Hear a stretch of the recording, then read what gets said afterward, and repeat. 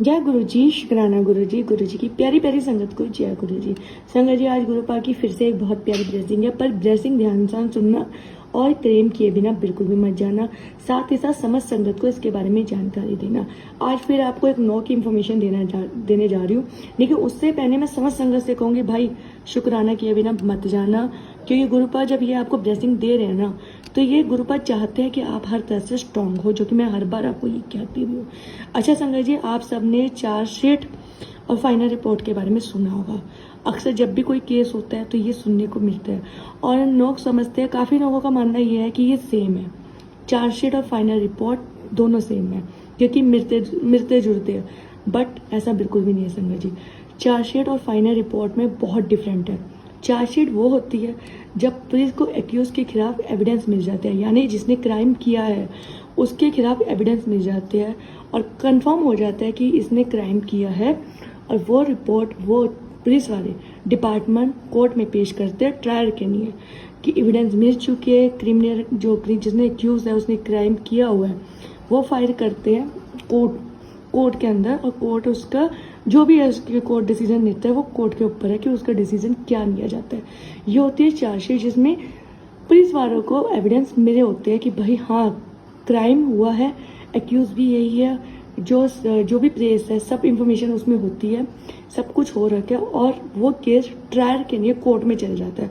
बाकी सारा डिसीजन हो जाता है कोर्ट पर इसका मतलब ये नहीं है कि जो एक्यूज है वो गिल्ट हो जाएगा कि उसने क्राइम किया है। कोर्ट कई बार उसकी जांच के लिए दोबारा से कह देता है कि आप दोबारा से करो, जांच करो, और अगर एविडेंस में कोई जो एक्यूज है अपने खिलाफ चाहता है कि मुझे मौका दिया जाए, तो कोर्ट उनकी भी सुनता है। सेकेंडली अब आ जाती है आपकी फाइनल रिपोर्ट। फाइनल रिपोर्ट अक्सर वो होती है जिसमें पुलिस वालों के पास क्रिमिनल एक्यूज है जो उसके खिलाफ कोई एविडेंस नहीं होता। उनका मानना है कि कोई एविडेंस नहीं है, कोई गवाह नहीं है, कोई सबूत नहीं है, तो वो फाइनल कोर्ट के आगे पेश कर देते हैं कि इसमें ना तो एक्यूज के बारे में कोई इन्फॉर्मेशन है, ना ही कोई एविडेंस है, और ना ही कोई गवाह है जो ये कहे कि ये क्राइम हुआ है। मतलब ये मान लो, इसका फाइनल रिपोर्ट का मतलब कई बार ये भी होता है कि मैटर मतलब खत्म, क्लोज मैटर। बट इसका मतलब ये नहीं है संगत जी कि कोर्ट वहाँ पर ही वो केस खत्म कर देता है, बिल्कुल भी नहीं। कोर्ट अगर जिसने कंप्लेंट की है वो कह सकता है कि मेरे पास एविडेंस है कि उसके खिलाफ, मेरे पास जितने भी है प्रूफ है, तो वो कोर्ट में फाइल कर सकता है, और कंप्लेंट दोबारा से कोर्ट ओपन कर सकती है, और एक्यूज के खिलाफ कार्रवाई की जा सकती है। अब आप सोच रहे होगे एक्यूज कौन? जो क्राइम करता है ना, एक्यूज वो है।